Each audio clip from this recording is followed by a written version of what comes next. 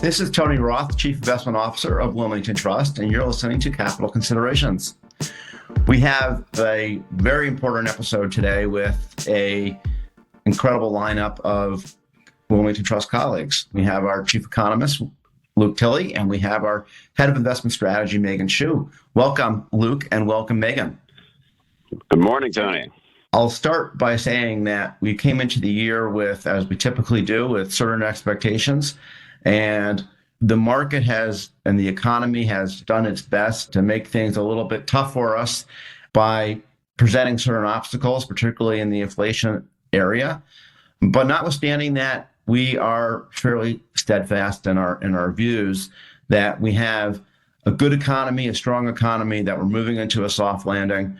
And frankly, even that the trajectory for inflation continues to be one that is constructive for the economy and one that will be even constructive for markets, notwithstanding the fact that inflation readings on the surface have seemed to come in a bit hotter than expected. At least that's the narrative that certainly the markets are telling and most commentators are telling. But our view is that we continue to be in a disinflationary environment, and while it may be a bit slower, we will arrive at our destination of inflation that is solidly within the Fed's target range. And in fact, from certain perspectives, we're already there and have been there for a little while.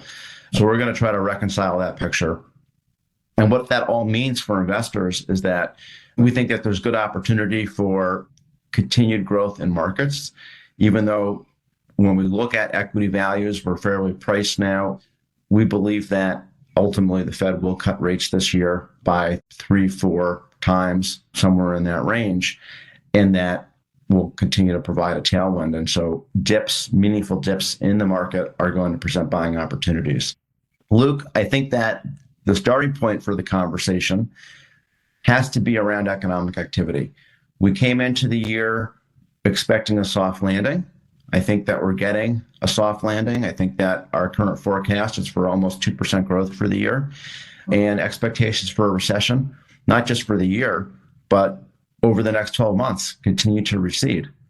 What's your take, Luke, on the economy? Have I set it up for you correctly? And what's the detail you think that is important to focus on as we move forward to continue to validate the idea that we're in a very nice economic environment, if you will, and we don't see that changing over the next 12 months? Absolutely set up correctly. We're looking for 1.9% annual growth in 2024. That would be a slowdown from last year, the 2.5% growth. And really, when we think about the economy, you just have to think about consumers and firms and what they're doing in terms of their spending and CapEx, respectively. And we view the consumers as still in a pretty strong place. So a lot of the exceptional strength in consumer spending over the past couple of years was fueled by the excess savings, so to speak, savings that consumers had stockpiled that got so much attention over the past couple of years. And those have mostly been spent down or invested, except for those higher income groups. And what that means is that spending is now returning to the traditional fundamentals. If you want to say how much are consumers going to spend, it's going to rely on job growth, it's going to rely on wage growth, and to what degree consumers are going to be borrowing. Those are basically the sources of being able to spend. And what we've seen and what we expect to continue is that consumers have sort of returned to a trend, a level of spending. It was much stronger in the last 6 months of last year, 2 quarters of reacceleration that brings us in a year-over-year sense to sort of this equilibrium, about 2.5% year-over-year real spending from consumers. And that's pretty much what we expect to continue, getting us, for the consumer side, that soft landing narrative. I'd be remiss if we didn't point out some of the risks. A lot of our business and a lot of what we focus on is something a new trend, or is it returning to normal? And some of the red flags that we see out there have been, over the past year, the increase in credit card delinquencies, that rising, that has certainly gotten people's attention, but a lot of it is level versus rate of change. And what we've seen is credit card delinquencies and sort of those red flags, they were very, very low after the pandemic. And over the past year, they've essentially returned to normal. That return to normal has a trajectory that looks bad if it were to continue. So that's one of the main things we would be watching for consumers. And then on the CapEx side, I think that's where most of the slowdown would come relative from last year to this year, because firms are facing a higher interest rate environment, a little bit of a slowdown in spending. We've seen their appetite for hiring come down with the number of job openings. And while we still view it as healthy, firms are pulling back a little bit, not in a retrenchment mode that would signal recession or, real fears, but just sort of coming back down. And Tony, that's really how we get to that 1.9% outlook, the soft landing and a deceleration relative to last year. So, Luke, one of the things that has been really, I think, surprising to economists is the continuing strength of the labor market. And to me, there's sort of two levels of the impact of the labor market on the economy, or the reality of the labor market as part of the economy. One is that the absolute number of jobs that have been created is higher than expected. And that means that there are more people with salaries that are making money and have the money to spend. And I think that reentry to the job market, whether it be immigration or whether it be retirees or women or different demographics coming back into the job market, are all powering the size of the consumer base in a sense. And then there is the relative level of wages to inflation, the real wages being positive. When you think about those dimensions or other things, what is it in your mind that's accounting for the stronger economic growth than expected? And is it most evident in the job market and the labor market? It comes through in the labor market for sure. And more than a year ago, we expected some challenges in terms of labor coming back. There's a lot of retirees who we didn't think were going to come back. And that has all pretty much held. The overall labor force participation rate has remained low. Within the details of that, the so-called prime age 25 to 54, has surprised to the upside a little bit more strength in the labor market. And then on the immigration side, fairly recently, the estimates of how much immigration occurred last year were revised upwards significantly. And that has been a boon to the labor market. And that, combined with firms slowing down their number of job openings, has resulted in the normalization or the equalization of supply and demand for labor. And that has helped out with wages. Wages are still moving up, as you said and pointed out. They are higher than and have moved up more than inflation, translating to real wage gains. And that certainly helps consumer spending. And then aside from those things that we mentioned, of course, I should mention this year's capital markets forecast, which is also commenting on productivity, the exceptionalism of U.S. firms. And I think that has been the other driving force behind the upside surprise in economic activity, is just that U.S. firms have done such an exceptional job getting new software, new methods of production, implementing new methods and techniques, and that has really helped them meet the demand for their goods and services with less people, and that higher productivity is that other leg that has really helped economic growth, Tony. Let's translate this all into companies. One of the things that we see in the economy is that the big companies are doing well. They have the technology and the means to increase their productivity in the ways that you've described, and they've been able to get the employees that they need. But the smaller companies aren't as levered to technology. They are grappling with a higher financing environment in terms of the rate situation, higher meaning more expensive, which is the bigger drag on their ability to grow their businesses and invest. And at the same time, they're the ones that are often struggling to fill positions, smaller businesses as opposed to larger businesses. There's more competition there in the economy. Do you see this as a tale of haves and have-nots, where small companies are struggling relative to bigger companies? And there's really three different levels of companies, of course, right? There's big cap companies, there's small cap publicly traded companies, and then there's the Main Street companies. How would you describe the reality and benefits of the soft landing across those three areas of the economy from a company size standpoint, Luke?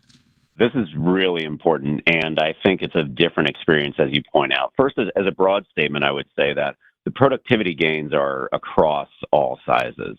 I use an example, maybe it's an overused example, of just a restaurant that you enable your customers to order with a QR code. And if that means a server can go from serving 4 tables to serving 5, it's a 25% increase in productivity, and it's pretty simple. And that kind of activity, that's just supposed to be illustrative, that kind of activity can happen across small firms also with very little effort. But the experience that you describe, that higher productivity, is definitely concentrated the higher up you move in the size of the company because of their ability to take on much larger implementation in terms of scale, whether it's artificial intelligence, just updating non-artificial intelligence type systems, large warehousing facilities that invest in smart shelves, that deliver goods to the person that's filling up the orders and carts. All of that kind of activity is tilted more towards the upper end of the spectrum. And we do see that show up. I know Megan could talk about in the performance of public companies, large versus small, but we can also see it in a lot of the economic data, in particular the National Federation for Independent Businesses, which is the group that represents pretty small companies, mostly between 10 and 20 employees.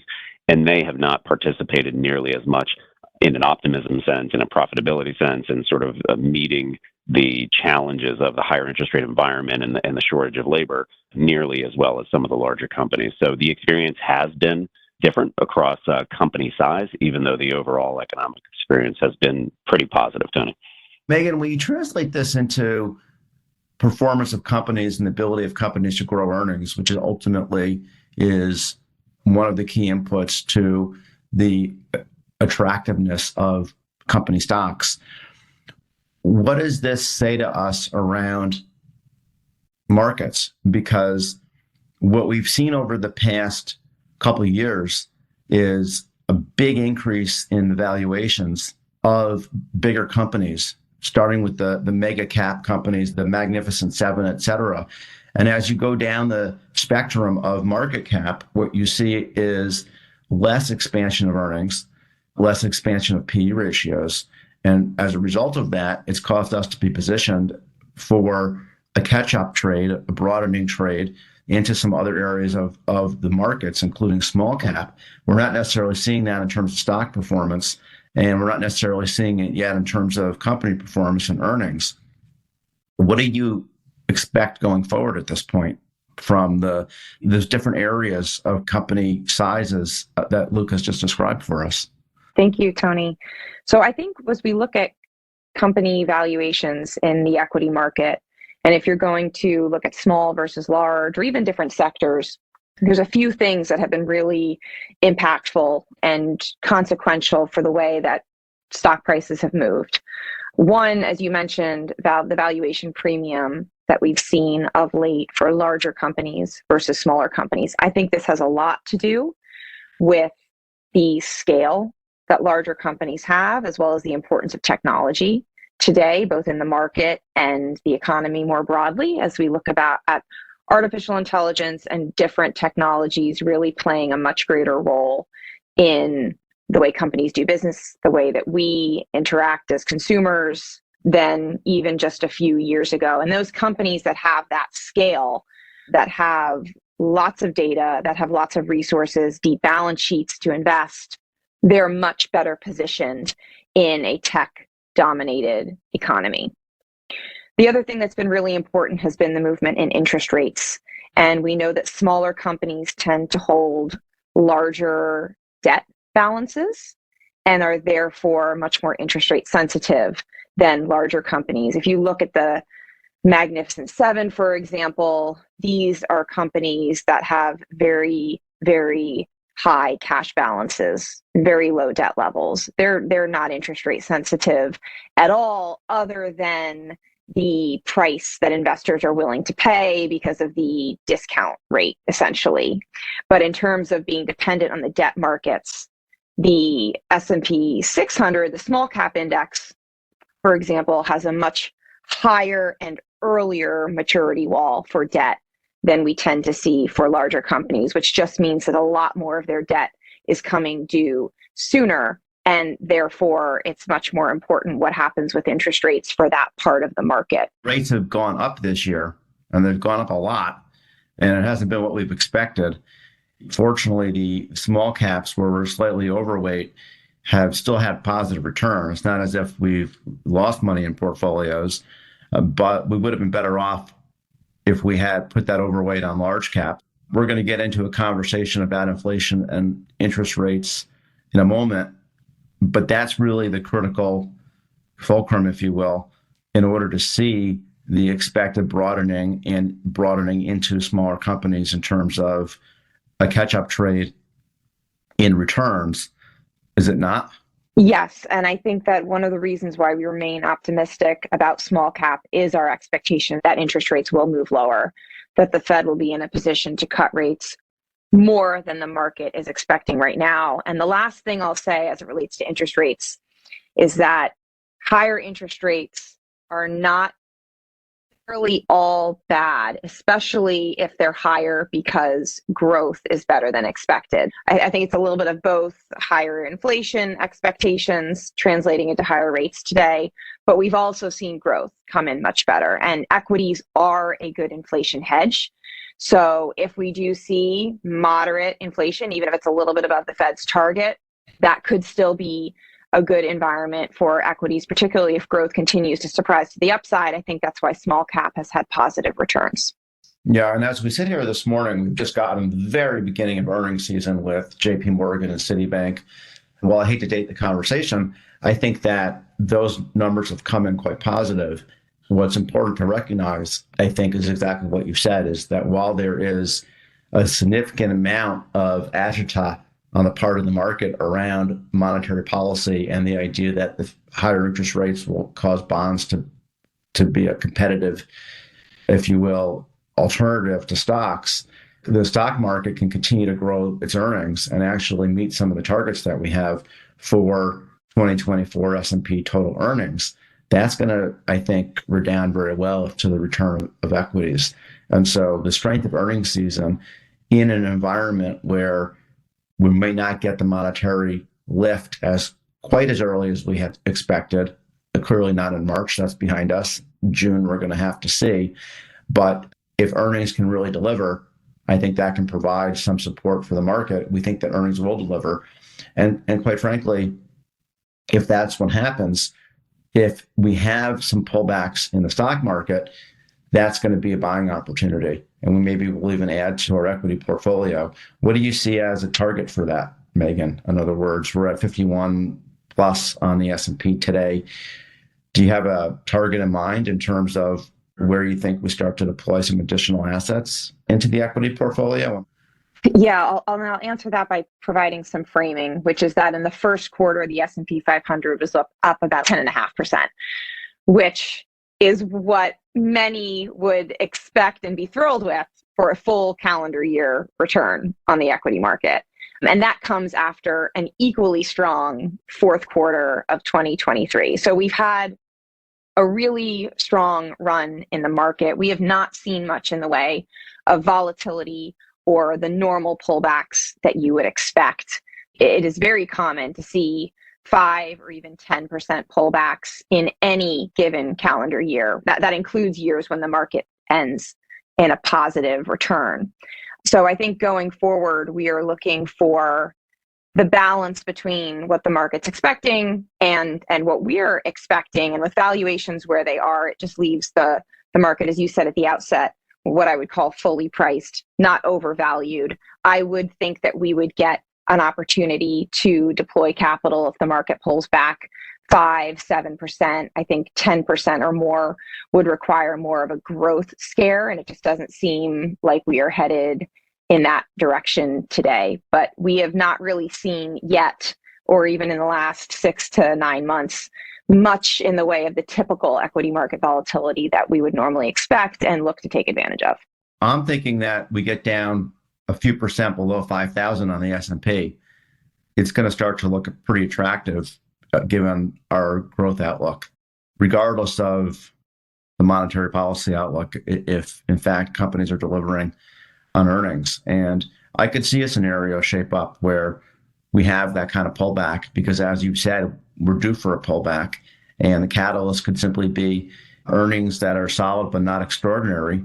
Market likes to sell on positive news, along with maybe another inflation read that surprises to the upside. That would be the number you're targeting would be about a 5% pullback in large cap equities.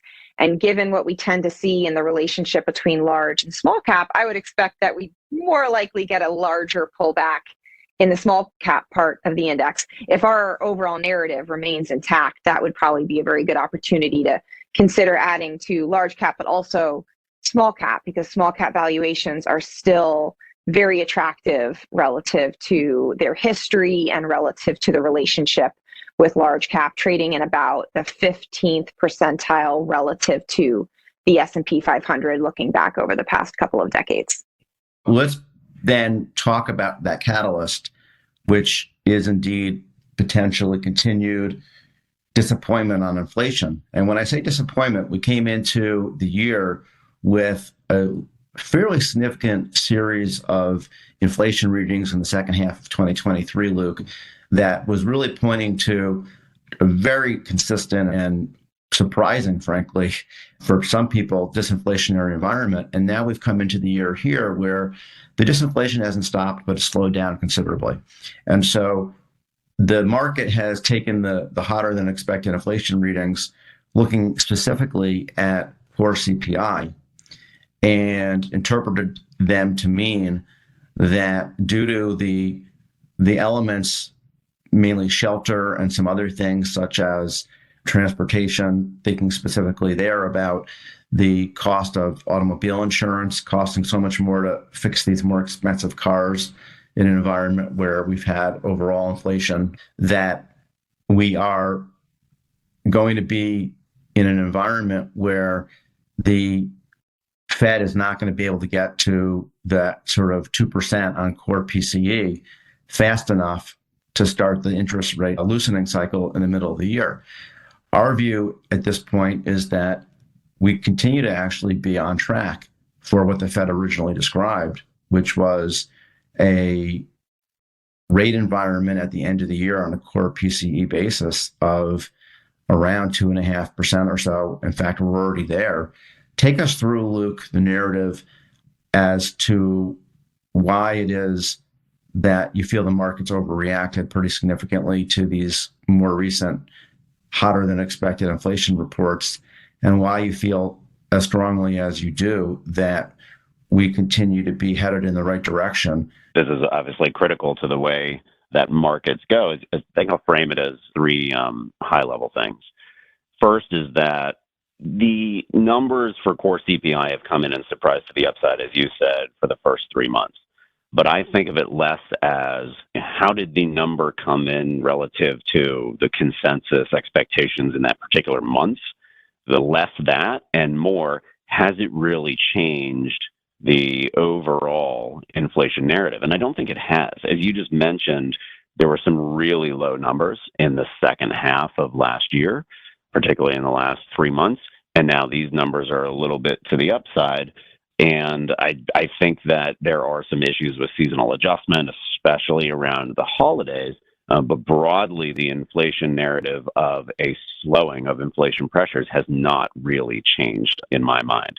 Actually, Chair Powell said something about this in the most recent press conference, too, basically framing it that way. He said, we didn't get really excited about the really low numbers in the back half of last year, and we're not that dismayed by the first two readings of this year. He did not have the most recent CPI reading for March yet. We'll have to see how they react to that.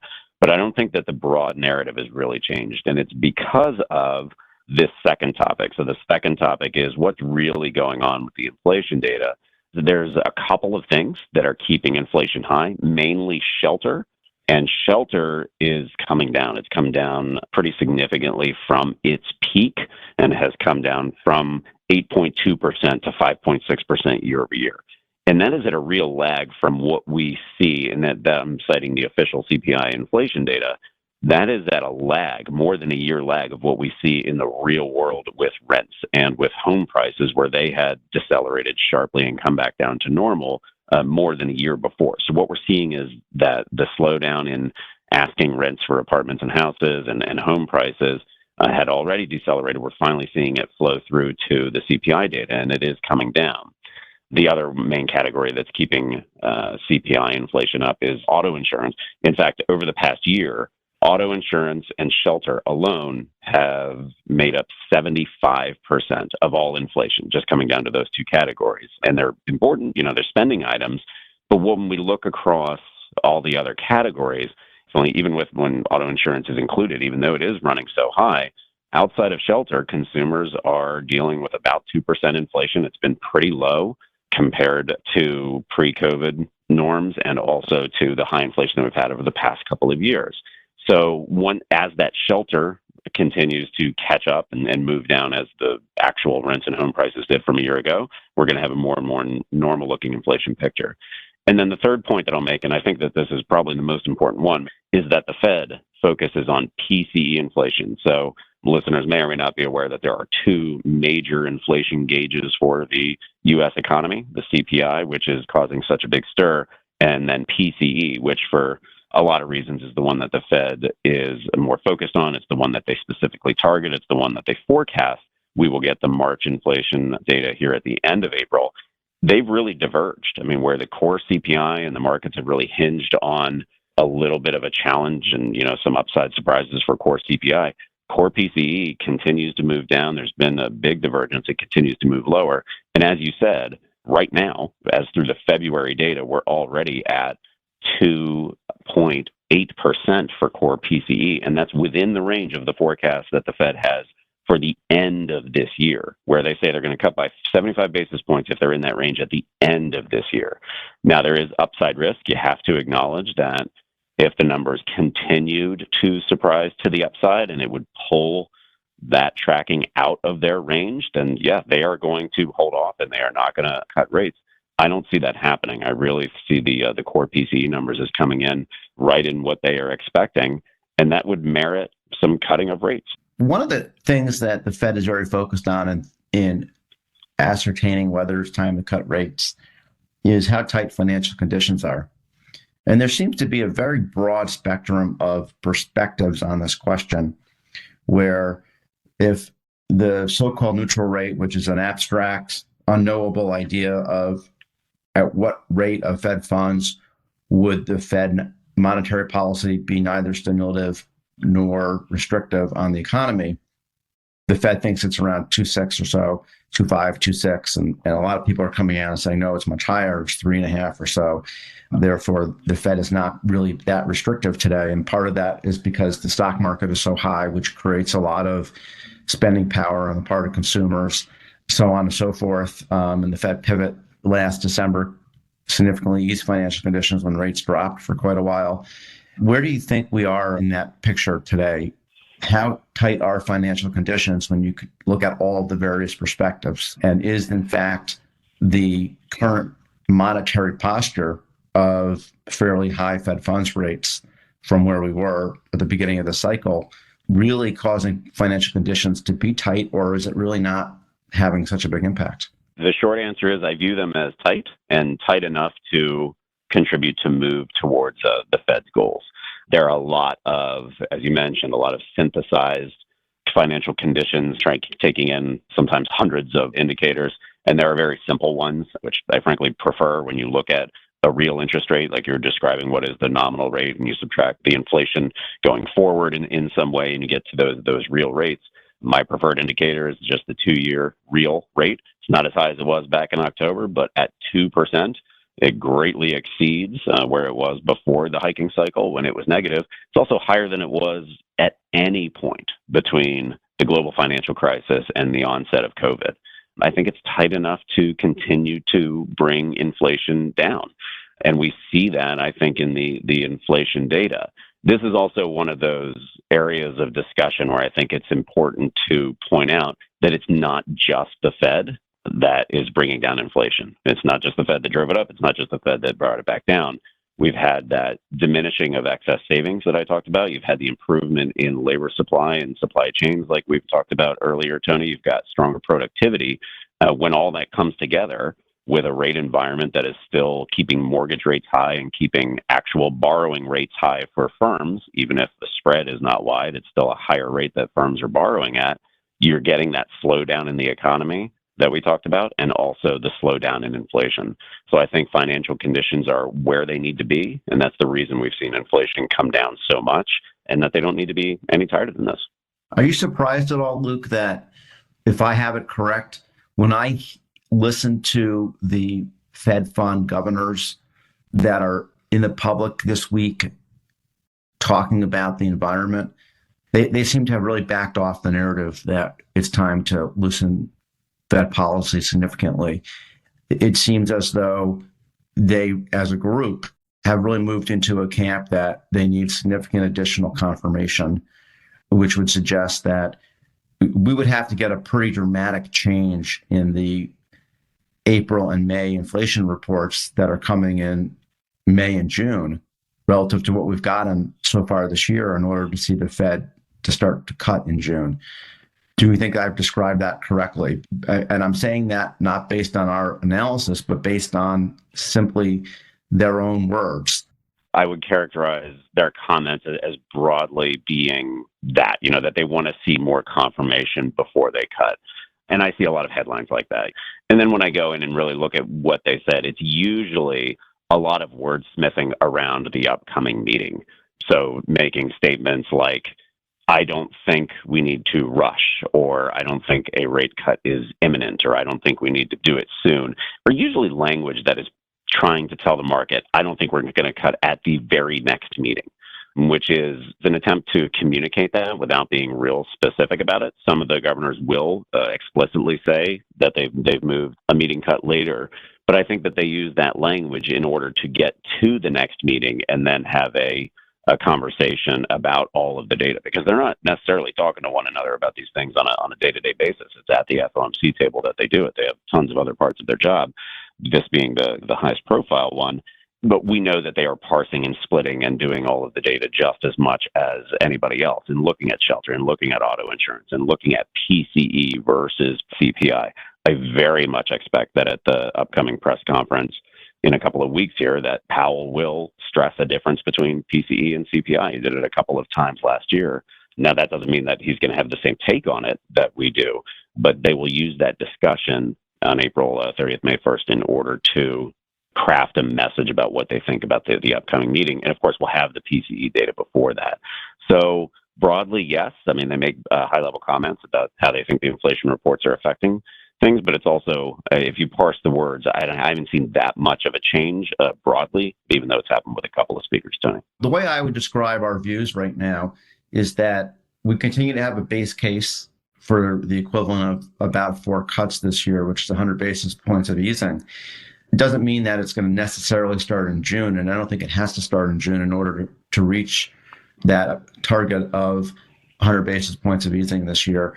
I think that there's a tremendous amount of obscurity right now as to when the process will start, but we continue to feel good that once it does start in earnest, we'll get about 100 basis points this year of total cuts. Meghan, I'm going to give you the last word today. When you think about managing portfolios, and we think about typically a 9 to 12 month view, given that we believe fairly strongly that inflation is continuing to come down into this range where on a core PCE basis, the Fed is going to be where it needs to be. Do you continue to feel good about the positioning with the overweight and small cap? And do you think that we're most likely to add more to small cap if we get that pullback, or would we go into large cap? What are you going to be looking for most critically in making that call? Yes, I do like our positioning in light of the summary that you just gave. And I think being fully allocated to equities, even with valuations where they are, given our expectation for trend-like growth as well as continued disinflation and more Fed cuts this year and over the next 12 months than the market expects, I think we're well positioned to be fully allocated to equities. But within that, choosing a part of the market that should respond more favorably to rate cuts and is also more attractively valued when you look across asset classes.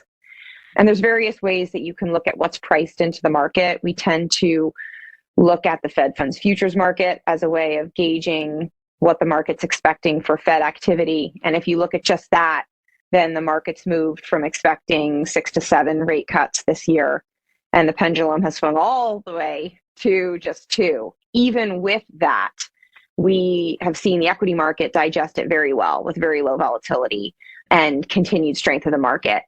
I think that this has been a little bit of a surprise, but again, we do think we'll get a little bit of an opportunity with maybe some churn or a pullback in the market, whether that is catalyzed by inflation disappointments or Fed speak or even something happening in geopolitics. We do have a modest overweight on investment grade fixed income, which clearly has not been the best place to be with interest rates backing up this year. But the current level of interest rates, along with what we expect in terms of the trajectory of rates, does put this asset class as a really nice spot to be allocating more than our benchmark. And that's because you kind of get the best of both worlds. If we're right, then you're getting a very nice total return from fixed income, specifically investment grade municipal bonds. If we're wrong and we get a sell-off that's maybe more than we would expect, we would also expect that asset class to protect fairly well. The situation where fixed income would continue to drag is if the 10-year goes to 5%. I don't really see that happening. If it does, I think it would be, again, the market sort of overshooting before it comes back down to reality. So I think that there's a lot of attractive destinations for additional capital if you were adding to risk. We've already talked about small cap. Large cap valuations are pretty full, but there's parts of the market that we think could still see some additional catch up. Technology remains really interesting and has performed very well even with interest rates moving higher. I think that's because you're getting more and more defensive type of characteristics in technology today because of the structural growth and secular growth stories that we're seeing happening there. But outside of technology, some of the more rate sensitive sectors like financials and industrials should continue to do well. We're also seeing signs of life in commodities, which might pass through into better earnings for the energy sector. And then lastly, I'll finish. We've talked a lot about the US, but we are keeping our eye on parts of the market outside of US equities. Specifically international developed and emerging markets, where growth there has been very challenged. Equity markets have done okay, but the economic performance has been vastly inferior to what we've seen in the US. We talked a lot about that in our capital markets forecast. And we're finally seeing some signs of life, whether it be from Chinese exports and manufacturing or Germany industrial production. So I think there could be some interesting storylines to follow there, especially if you get a little bit of maybe a snapback in the dollar and some dollar weakness. I think you could see non-US equities do well. So we're keeping our eye on all of the different options, and we'll just have to see how it plays out. Okay, well, you guys have done an amazing job synthesizing a lot of information in an environment that I would describe as uncertain as we've seen in quite a while, particularly given the inflation situation. And on the one hand, our conviction, but on the other hand, consensus has moved so far away from where we are, which puts a certain amount of stress on our thinking. Thank you guys so much. I want to remind everybody that WilmingtonTrust.com is your destination for a full roundup of all of our latest thought leadership. And we'll be back with another episode soon. Thank you so much. This podcast is for educational purposes only and is not intended as an offer or solicitation for the sale of any financial product or service or recommendation or determination that any investment strategy is suitable for a specific investor. Investors should seek financial advice regarding the suitability of any investment strategy based on the investor's objectives, financial situation, and particular needs. The information on Wilmington Trust's capital considerations with Tony Roth has been obtained from sources believed to be reliable, but its accuracy and completeness are not guaranteed. The opinions, estimates, and projections constitute the judgment of Wilmington Trust as of the date of this podcast and are subject to change without notice. The opinions of any guest on the Capital Considerations podcast who are not employed by Wilmington Trust or M&T Bank are their own and do not necessarily represent those of M&T Bank Corporate or any of its affiliates. Wilmington Trust is not authorized to and does not provide legal or tax advice. Our advice and recommendations provided to you is illustrative only and subject to the opinions and advice of your own attorney, tax advisor, or other professional advisor. Diversification does not ensure a profit or guarantee against a loss. There is no assurance that any investment strategy will be successful. Past performance cannot guarantee future results. Investing involves a risk, and you may incur a profit or a loss. Any reference to company names mentioned in the podcast should not be construed as investment advice or investment recommendations of those companies. Third-party trademarks and brands are the property of their respective owners. Third parties referenced herein are independent companies and are not affiliated with M&T Bank or Wilmington Trust. Listing them does not suggest a recommendation or endorsement by Wilmington Trust. Private market investments are only available to investors that meet the U.S. Securities and Exchange Commission's definition of qualified purchaser and accredited investor.